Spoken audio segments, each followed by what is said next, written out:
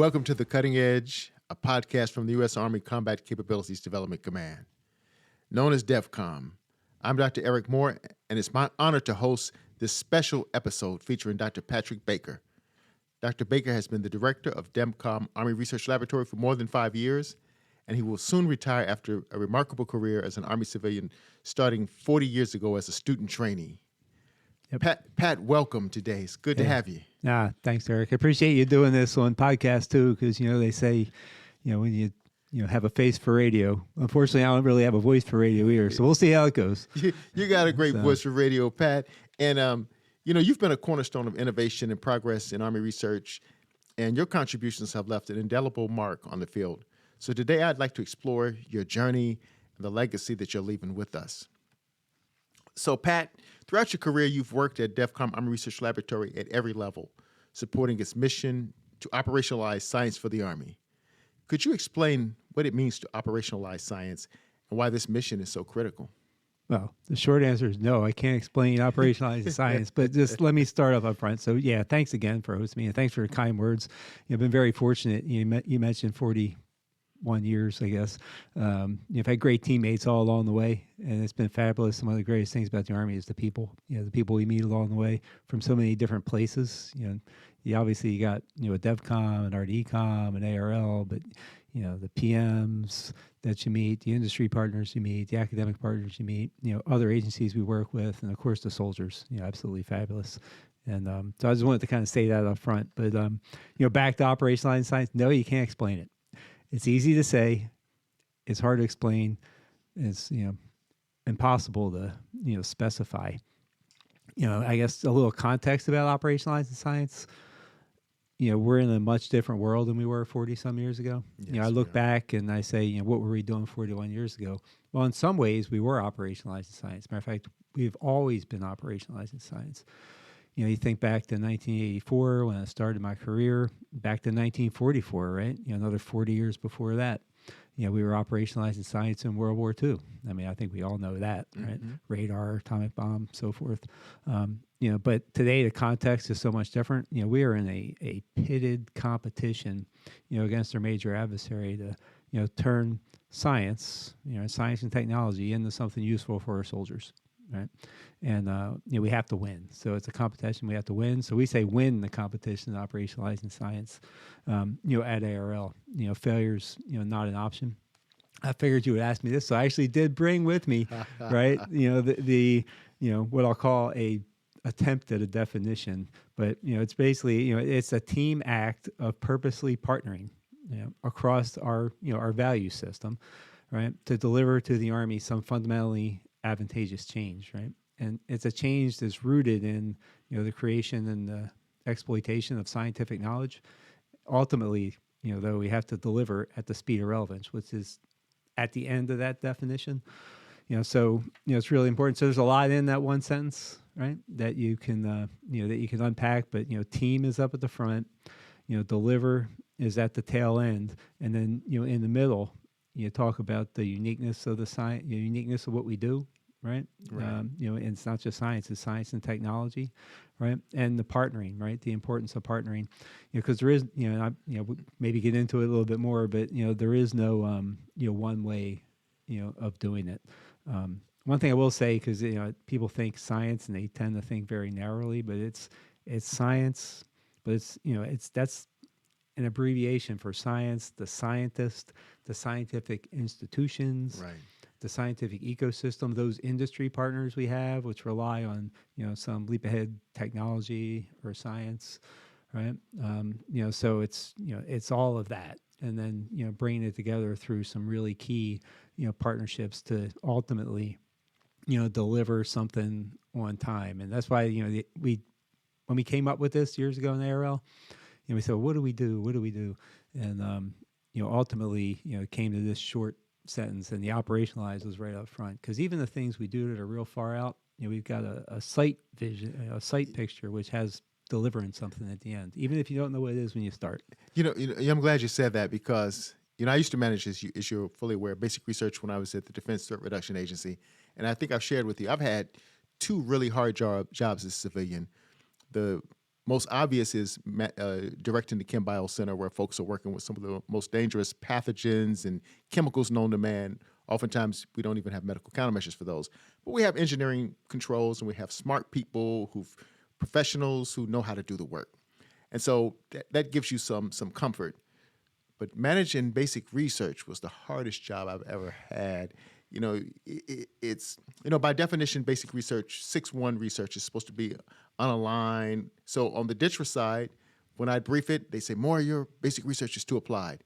I'd go over to the Joint Chem Biodefense Program during POM reviews and brief basic research, and they'd say, it's not applied enough, it's too unaligned. And so I would brief what I called 6.61.5, right? And so you're always bridging that gap. So from your perspective, and I think operationalizing science gets us in that space, but it's a challenge to make people see the relevance and the importance of this science. Any thoughts on that? Well, I mean, I think, seeing the relevance from basic research, you can use some examples. Mm-hmm. And I think there's kind of three main ways that we deliver. I say we, the community delivers. First, I think it's sort of what I'll call that traditional way that maybe you think about it, and that you create a new opportunity, right? And, some examples. I mean, I'll tell you, we started thinking about autonomy decades ago, right? Seriously thinking about autonomy decades ago, making investments in basic research.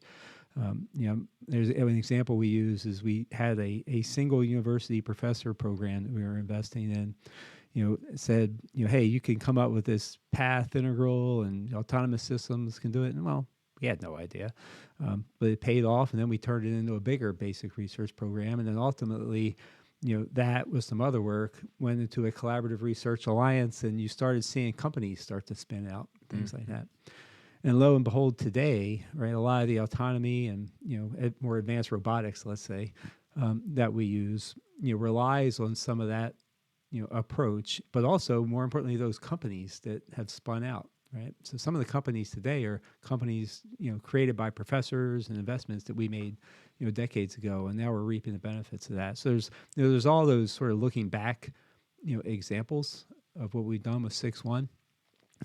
But then you look at kind of the second way you operationalize science, which is what I'll call kind of you have your known unknowns, right? Where you say, hey, here's a threat, or here's a gap, or an objective or a threshold, and you have to rely on the science that's been created, the technology that's been created, and you advance the technology, right? So things next gen squad weapon, right? Army's got great lethality. Well, that's because we invested in an understanding of the ballistics, the materials, how you measure, projectiles moving fast, and the yaw and all that. So we invested in that and in the people that were able to do that. And that's sort of your directed, if you will, transformation. Same thing with some things we're doing today, transitioning things to the PNT community, right? Anti-jam antennas and things like that. Well, it's because we made an investment in the technology and in the facilities and so forth. And then I think the last thing is, and it does all connect together, is the things when we have to. I like to call it the readiness to operationalize in science, but it's that emerging threat, right? And you were there, understand what we did, and the whole community, right? And Iraq and Afghanistan, when the threats were coming out, and you see it today. There's things going on in the theater, and across DEVCOM, within ARL, we're taking early TRL expertise with the experts, and we're spinning stuff out and producing it. So it's those three things that have sort of always been there, in terms of opportunity driven, sort of gap or threat driven, and then the emerging need driven. And one of the things I like about that is it fits really well with where we are today as an Army with continuous transformation. As you look at, obviously our number one goal in ARL is the concept required capabilities, but then you still have, these known unknowns where we're linked with the centers, we're linked with industry, and we're going after, these specific systems, right? Where you actually know what you're going after. And then the TIC units, right? I mean, I think we've done really well, linking, DEVCOM with the TIC units and other units as well. So, yeah. And you use some terms to go back to one of our former secretaries, and we start talking about known knowns, known unknowns, unknown unknowns, kind of that unknown unknown space. as a young second lieutenant, commissioned, I won't say when, but I was 1987. I'm not ashamed of that. And so in 1987, I had no concept that we'd be looking at a battlefield that has drones and robotics and autonomy. I mean, and if you really think about it, my grandfather served in World War II. My father was during the Vietnam era in the Air Force. And the weapons and capabilities we had, they were different. There was more technology, but it wasn't that far from what we had seen before. You know, gas masks look like gas masks from World War I for the most part. Tanks look like tanks-ish. The capabilities are much stronger. But when you start looking at some of the new developments and technologies, one that we've worked on together with a bit, so you were doing gene editing technologies for a long time. Then CRISPR-Cas9 gene editing technologies come about, which revolutionizes that space. And now you've got a whole team of people that are doing synthetic biology.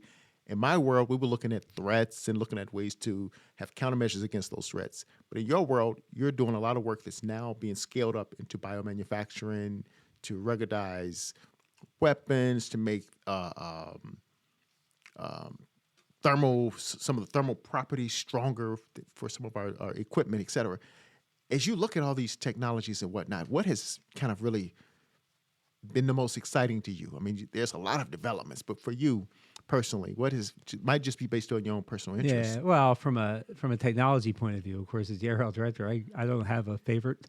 You love all your children. I love all of my children, right? But well, in all seriousness, but what surprised you? Has any breakthrough come out that really just surprised you? Not that we can probably talk about in this setting. I got you. But I think what I would say is I'm very impressed, actually, you mentioned the bio community, right? With how fast we're able to turn things now. So, of course, I personally wasn't doing any CRISPR-Cas9 stuff. But, if you look at what we've done in SynBio, right, because we've been able to put the partnerships together, with the academic community all around the country, with, some of the, the great industries we have out there, we've been able to turn things from like basic research to where we're out, in, Army official experimentation, looking at what can we sense and so forth, from 6-1 to experimentation in a matter of a few years, right? And getting that soldier feedback. And to me, that I guess it's not surprising because I've always seen the greatness in the ARL and then, DEVCOM and their soldiers, but, just how fast it moves, it's impressive. It's the same thing in the AI space, these days as well. So you set up these academic partnerships and you're able to get feedback from the soldiers and shape your program at a much faster pace than you ever could, in the past. So that's been to me really impressive, and I think really sets us up well for where we're headed in the future. As a command, and of course, bio is just one of many, many examples of what we do in the command. So that's awesome. And we've had many debates. Most of the time on a Friday, seems like, Pat. Yeah. And it seems like sometimes we leave feeling good. We always, as brothers, we always come together at the end. Sometimes we have some pretty knockdown, drag out over the years, and I've always enjoyed it because you've pushed me to think about some things differently, and hopefully I've done the same with you. Absolutely. But ARL is recognized for pushing boundaries in pursuit of new ideas. Can you discuss a disruptive innovation or research program and explain how it has helped or will help drive the Army's continuous transformation? Yeah, sure, absolutely. I mean, I think, I think there's two things. I'll talk a little bit about maybe some tech, but maybe also about the approach, because I think it's both, right? So to disrupt, having the technology is one thing, but how you actually do that operationalization, if you will, if that's the word, hard to say, is another thing. So we've not only the tech, but we've changed the business model. So I think, where we are kind of in the autonomy AI space, right? Think about how we started, but now we're like working with some major industries. I think as you're tracking, at the same time we're working with the academic community, but then also we're looking at, I'll say, Army unique data. Yes. Right. Which I think is really key to operationalizing science, is you get after the phenomena that are Army unique. So that's just one example, and I think you can sort of tell the same story in electronic warfare, in bio. I think microelectronics, I'm really thrilled about that, because if you look back at kind of where we were, what we did with silicon carbide, what we did with GaN, and so forth, and how it revolutionized. I think we're heading off in the same direction, today with some new technologies, and working very tightly, which I don't think people realize because there's so much going on under the hood at DEVCOM, right? Working very tightly with fabs, working very tightly with industry, and it's you got to actually have the software, you got to have the fabs, but we've got these unique facilities and we got this expertise. So I think microelectronics is going to be big, but to me the most disruptive thing is the way that since we've stood up AFC and now going into T2Com, that S&T is working directly with the soldiers. I agree. Because you look at the complexity, and we have this phrase that we use in ARL, which is hey, you got to collide science with operational complexity and commercial innovation. And we've really collided that science with the operational complexity. Because if you look at like how we used to fight air-land battle, I mean, this because we're the same era, right? Very linear, and you could predict from what you're doing in the lab, you could sort of spell it out using your engineering and scientific principles all the way up through some loss exchange ratio that you would see in Europe, right? Try to do that with the complexity and the pace of change today and in the future battlefield. You can't, right? So you could, if you don't collide science with operational complexity, right? If you don't bring those scientists and those scientific institutions, right? Even the academic community, right? And put them together with the soldiers, and the experimentation and the learning, you're going to potentially be, driving the left field when the Army needs you to go to right field, right? So I think that's been very exciting, what we've done with experimentation, all the way from shaping the concept, right, to working with, the CDIS, to working with the experimentation, to now working with the units, right, directly in the field. I think that's going to give us, a disruptive, since we like that word, but a disruptive advantage over our adversaries. I agree. And it's kind of interesting because I think in the future, we're going to see technology's going to, obviously, we talk about Moore's Law all the time, but technology is going to outpace our ability to keep up with the technology. And so we need to actually have a way to reach out to soldiers and understand tools that they have that we need to kind of work on and make them more military applied. So right now, for instance, we talk about how just a cell phone in Afghanistan or something, and it replaced many, many things. Obviously, cameras, obviously, ways to communicate. Now, there were some things that we saw we didn't necessarily like, obviously, because you always got to worry about electronic signatures and stuff like that. But I'm just using that as an example. But there's likely going to be a technology in the future that everyone's going to have access to, that from a program of record perspective, maybe we didn't work on, but it's going to be a game changer. Soldiers are going to take it, innovate on it, and we're probably going to need to catch it and figure out how to do something with it technologically as well. Absolutely. And I think, you start to lean, so it's, we weren't thinking about it, so that means it probably came in the industry somewhere, right? And I think, to me, that's one of the other great things. It's not just the, the operational complexity, it's colliding, with commercial innovation as well. And I think, that's something I think we've always been doing. We've got hundreds of creatives, and, we engage with industry at, kind of not just the big boys, so to speak, but the main primes, but also the subs all throughout the supply chain. That's right. And I think that's something that we do, and it's something we need to continue to do. And we need to innovate in terms of how we do that as well. And I think we have through some of the innovation programs, that we do. I think it'd be good if maybe we advertise that a little more because. I think that is a key thing, a key part of what we do. So to advertise, and I'm going to give you some kudos, but you sit on a number. I don't think a lot of folks realize the number of different boards and things that you sit on as the ARL director. I know in the case of BioShield and some of the biomanufacturing initiatives, you actually represented the Army with industry in that space, didn't you? Well, for a little bit, and for a little bit, BioMade, it was a very short thing until, frankly, got overwhelmed. So I turned that responsibility over to people who, we have a lot of good leaders, and turned over to somebody else who knew more about bio. But yeah, absolutely in that space. And of course, we've got some other great folks, STs, throughout DEVCOM who also are heavily involved, in that area as well. That's awesome. So the other thing, so you've kind of led me to my next question. So collaborative partnerships with academia, industry, and government agencies are central to DEVCOM ARL's mission. Which partnerships have stood out as examples of accelerating science-enabled capabilities for the Army? Yeah. Well, so I think I already hit on it. Kind of you started with the trifecta. You start with the trifecta, right? Industry, government, academia, right? We've been talking that for decades, right? And then you go to, what I'll call, the superfecta, right? For those people who, bet on horses, which I don't. Right? But, that's when you sort of add. You never have. Right. I think a couple times in high school I went to the Preakness, and, But then, so you have the superfecta, right? You add the units in there as well. And then sometimes you add a fifth, which is, the IC, but let's call the intelligence community, the people that give us the threat info, right? Let's call them, another government agency. But to me, it's that combination, and then the way you weave it together. So I guess we could talk about specific partnerships, right? I mean, we could go back to things we've done with Armor or things we've done with, some of the sensing in Iraq, and some of the things we've done that we talked about in bio, where we've put multiple, you put the small bio company with the large sort of end item maker, right? You put that partnership together.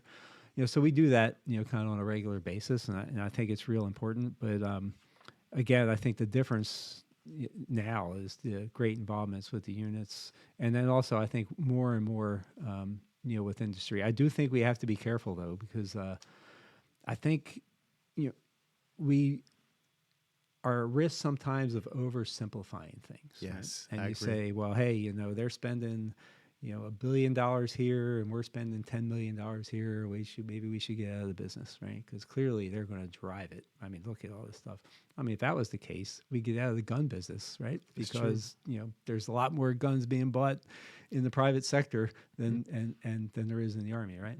But we don't, because we know the importance of it, and the importance that we're very good at it, and we have to link the technology to how we use it in the Army. So I think we need to be careful that we don't just make simple decisions and change our research program, sort of based on, the macro view. All right. It's important. And people at DEVCOM, I think, where you get that, that knowledge of, hey, they may be spending a lot, and that may mean that we need to spend less, but they may be spending a lot, and we may need to spend more so that we can innovate faster and provide that protected advantage, that protected capability when we're using it versus our adversaries, because everybody's going to have access to most of this technology. So what we bring, right, what our experts bring within DEVCOM and within ARL, right, is the ability to turn it into something that's more advantageous than our adversaries. I'm glad you said that. So I just came back from that UNC lead tier 2 you have some good SCS. food. You have some good food down there. I I ate know too they much. feed you well in North Man, Carolina. I'll be fasting for the next month trying to get all this extra stuff around my midsection. But the point is, really, while at that course, we talked a lot about innovation and stats that everybody knows. I mean, if you just look at industry and the hotel industries versus Airbnb, if you go to the airport, right, you see Uber and Lyft everywhere, and you see the taxi drivers seem like they're struggling to get people to take a taxi these days. And there have been many kind of things that happen in society in other areas, whether you're talking Polaroid, Kodak, et cetera, in terms of cameras. But we talked a lot about this SCS model for innovation. And basically what you're going to stop doing, what are you going to change that you're doing, and then, of course, what are you going to start doing that you haven't been doing. Right. But I guess the thing that gets me when I think about industry and the plight of Fortune 500 companies that don't exist as long as they traditionally did, what is disruptive in that space for industry, where something that was being planned seems like it was going to be a winning horse at the end? You talked about the horse racing and men's whatnot. So from that perspective, that's always a gamble we're making. How do we ensure, really, that we're aligning ourselves, predicting the future as best we can, and having a broad array of technologies and things that we're investing in, so that we don't put all of our horses in one basket and it fizzles out at the end? Yeah, no, hey, great question. I'm going to sound a little bit like a broken record here. It's okay. But let me say up front, though, is we do need to focus, right? I mean, things are different. Our money bucket, right, is not as much of a greater size compared to others as it used to be. Access to technology, right, is different. So we need to focus on the most important things, right? Not just cover the whole waterfront. Yeah. However, I think the way we do that and we win is, again, through integration, right?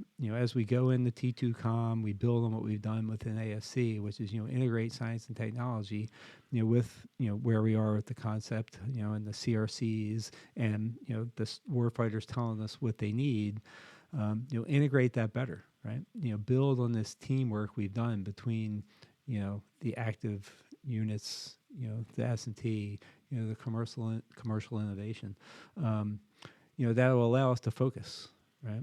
To get after what we're going after. So I think, if we keep this up and we double down on it, maybe there's a capability that we need, or an area of capability that we need, right? So, the acquisition community, the requirements developers, all the way back to the centers and S&T, we need to, team together to get after that, getting the feedback from the soldiers, sort of along the way. But here's the thing, right? Things are going to change. You're going to learn things, right? The threat's going to evolve, right? The technology is not going to advance on an equal scale, and it's going to advance at an unpredictable scale in some ways, right?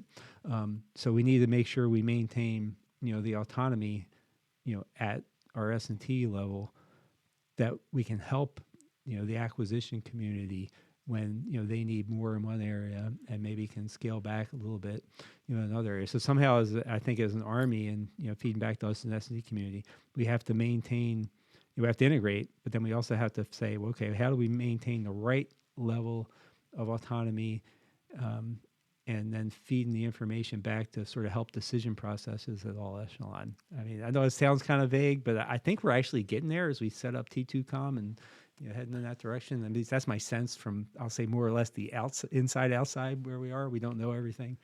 This is funny because I had one of your employees with me earlier today who's in the Distinguished Leaders Program, Dr. Michael Frame. We had a conversation about the fact that just because you have the best technology doesn't mean you're going to necessarily win the battle. Right. So there's always the warrior ethos, the human being, the person behind it. Right. I used an example of Italy and fighting against the Ethiopians, and they definitely had more technology, better equipment and whatnot. They didn't necessarily win and defeat the Ethiopians. And so the question is, for us, it's always our soldiers, our NCOs, our people. At the end of the day, it's people that fight battles and win wars. We always want to have the most equipped, most technologically sound Army ever, but we also have to make sure that our people are apprised of use of these tools. So you've done a lot in terms of having worked with soldiers, ensuring, and I realize with T2 Command, the whole training piece is going to be there as well, but you've been doing some work throughout, working with some of the units and soldiers, everything from Catalyst Pathfinder and others. So anything in that space you want to talk about? Because it always defaults to the soldier, and you've talked a lot about the soldier here. Yeah. Some of the initiatives that you've done. Sure. Well, I mean, a couple things from like an ARL and the perspective. I think we show this chart sometimes about here's how we interact with the soldier, and you're right. I mean, it's varied, right? It's everything from Catalyst Pathfinder, which we basically DEVCOM, right? ARL helping DEVCOM. We're working with the units, and the great Catalyst Pathfinder team has set up software so we can get input directly from soldiers, and then you connect that with a local academic partner and some business partners, right? And where it's appropriate, we're spinning it back into a DEVCOM program, or we're spinning it right out to some to an industry partner. So that so in one extreme you're working directly right there with the units, but then something that I find really exciting, right, is our relationship with like the military academy and the senior military colleges, because that's you're looking at like future Army leaders there, and it's very important that they understand the value of S&T. Because how many times in our career, right, has somebody come to DEVCOM or been assigned to DEVCOM? What's a DEVCOM? What's a DEVCOM? What's an ARL? Right. So I think one of the things that I always find exciting is to get involved with the military academy and get involved with the senior military colleges, and you see these young folks, right, compared to me and you. And speak for yourself, buddy. All right, well, you're right. You're only as young as you feel, right? And I can tell you when I try to keep up with them, I don't feel as young as I thought. No, you can't. But you definitely can't run 2 miles. But I'll tell you, you're working with the military academies, right? And then it's not just, it's also the cadet command, right? We had 40-ish, ROTC cadets from all over the country in the lab this summer, and it gives them a flavor, and the professionalism of these young people and this intelligence, it's just fabulous, and it makes you feel good, about the future, the future of the Army, and then you extend it out to not just what we're doing, on the military side, but we had our student symposium here, right here at APG in Millette the other day with like 100 and some. Students, right, high school up through, I guess postdoc, you're technically not a student anymore. and you just look at what they're doing. It's great. And and look, we're going through some challenging times with our hiring these days, but still able to bring the students in this summer, right? It was just fabulous, right? Of course, they're not government employees, but they will be one day. They will be. Well, some of them will, and see, that's the other thing is you look at what we do with the academic community out there, and right, we can't hire everybody. We never could, right? But we're making investments that is feeding in to national security, right? So not only do you get the great research, and we can talk about that, but you also get, the investment, right, in national security through all the. I'm a product. I think I don't know if I can't remember whether you were funded by the Army. I was funded. I was given a scholarship specifically for biochemistry. My ROTC scholarship was for biochemistry. There you go. Yeah. Right. So so both of us, right, a product of Army investing in the future. Right. I mean, if you're in an industry, right, you got to make a profit. You got to put things out, right? But you also have to think about investing in the future, right?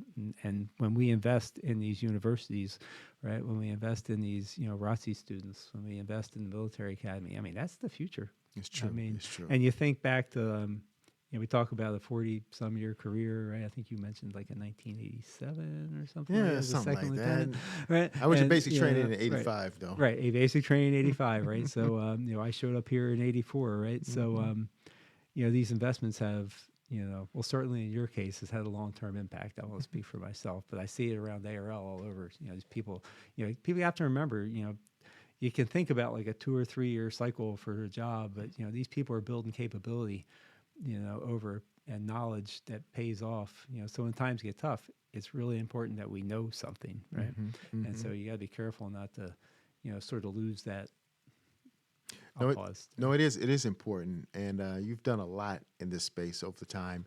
I could go on and on in terms of things you've done in terms of tech transfer, tech transition. I mean, I'm a fan of ARL, and you've done an outstanding job. I'd love to even go back to your days with SLAD and all that stuff. But we don't have time for that. we kind of keep the podcast shorter than 2 hours or something. All right. But as ARL pushes the boundaries of scientific discovery, what is your vision for the future of Army research? Yeah. I think I've talked about the vision already, right? I mean, I think it's really, to integrate, right? To learn, to prioritize, make sure we're investing, right, in the future. I think that's it. I mean, we're going to continue to explore, right?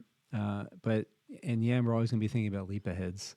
I will say one thing. We've tried to change, the dynamic, right? We used to have this thing that said fail fast, blah, blah, blah. I don't believe in failure. There's no such thing as failure, right? There's only winning. It's only winning. Every failure is a learning opportunity. It's Talladega Nights, shake and bake, baby. Shake and bake, right? Every failure is a learning opportunity. And I don't believe in, risk either, right? It's not, risk, high, we used to say high risk, high reward, right? Well, if something's high reward, take that high risk and mitigate it. And you do that through teaming and integrating, right? And stuff. So, it's not about high risk, high reward. It's about high reward. That's right. And then figure out how to get there. So, I guess that's the vision. And I tell you, look, I mean, I think you mentioned I'm retiring, or, I'm retiring, before T2 Command, or just when T2 Command goes. I'm excited about T2. I mean, to me, I see, a vision of, integration, everything from, an end capability, to the science. We just got to, I think, be careful as leaders, right? That you recognize how complex it is, right? To go from research to operations, so that we don't sort of, think about like, hey, I'm not getting my meal fast enough and I don't like what I'm eating. Therefore, I got to like stop farming on the front end, right? Well, you're still going to need food, right? We just got to think about how do we integrate and make sure we have a well-defined menu and know how much we want to what, and then you work it as a team of the whole supply chain, so, but it's not food. It's, it's research, both in industry and academia, right? To capability, and it's not just them, as you talked earlier, right? It's the whole .mil PF, which is one of the great things. You stole it from me. I was about to say that. Exactly. It's not just them. It is throughout the total .mil PFP. So you mentioned T2 Command. So which areas of science and technology do you see as most critical for Army's continuous transformation in the coming decade, especially as we move into T2 Command? You're trying to pin me down. I It's know, like right? I'm walking not in gonna and saying, do "Well, it. who's your favorite child?" Right, and things like that. I mean, it's those. That It's are not gonna going to be have- one thing. Right, It's systems right, and different. right, I know right, that. right. I mean, and we're going to cut back on some competencies here. We're going to emphasize there. But it really gets down to the capability, and then what areas of science and technology give you that advanced capability. But we always have to be exploring. I'd say it's interesting. We had some breakthroughs in the last couple of years in the area. And I'll give you my clocks and rocks story, right? Sorry if I'm taking too much time here, but No, you're clocks good, and rocks, man. right? So, right. So we made an investment in another single investigator program, right? Looking at some isomer, nuclear isomer, right? Tickling nucleus with a laser, able to get a transition, and people know a lot more about this than I do. But hey, we can come up with like a whole new timing capability. It's going to be a leap ahead. It's going to take a while to make it happen, and fundamentally give us some advantages. So those kind of things are going to go on, right? We're still going to explore, in that regard.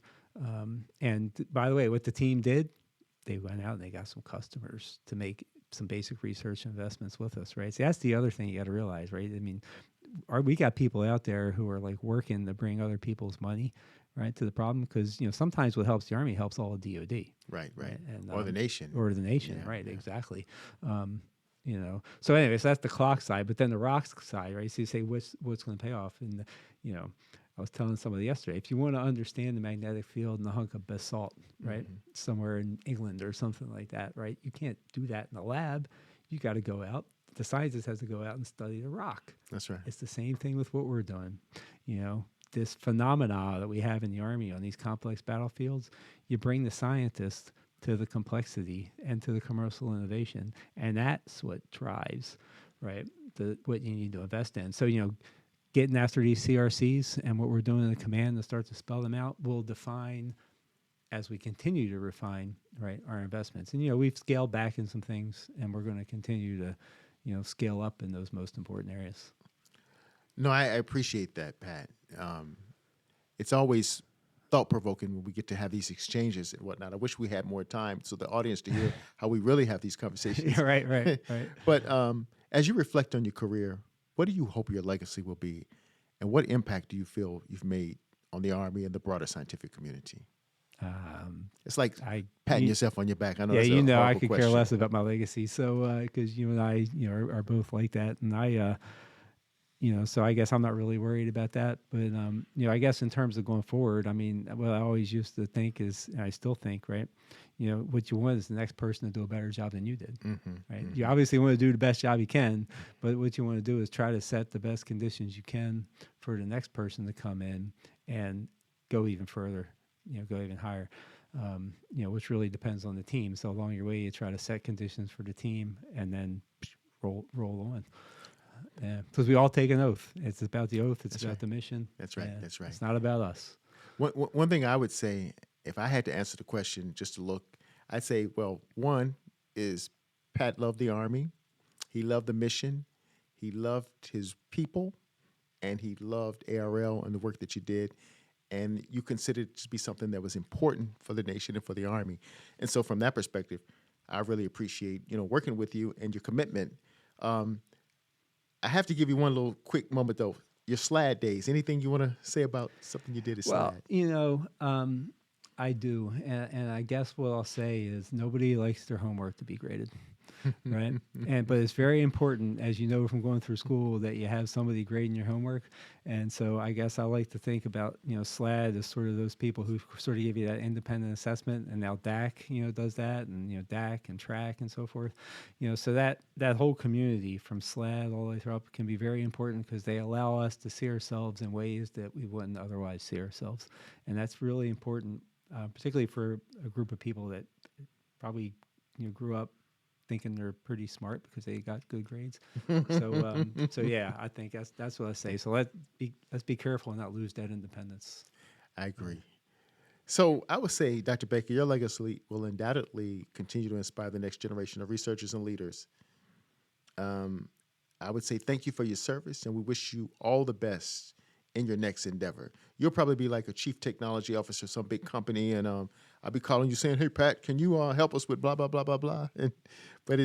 And I know you will when I call you.